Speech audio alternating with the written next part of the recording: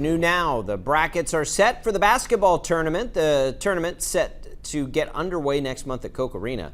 The Aftershocks, who's the team built of Wichita State alumni, are the top seed. They'll take on a team called Midtown Prestige at noon. That's on July 20th. Right after that, Purple Rain, which is the Kansas State alumni team, will hit the court against Colorado. And then Mass Street, which is the KU alumni team, cap off the day in a game against Ram Up, a team made up of Colorado State alumni. That game will start around 7. So the winners then play again at Koch Arena on July 22nd, which would be Monday. Big names on the Aftershocks roster include Rashard Kelly, Marcus McDuffie, Connor Frankamp. They've sort of become staples. Some of the players from Mass Street.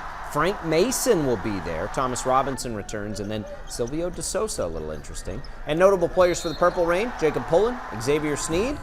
We'll see if we can get a matchup of these two teams against each other.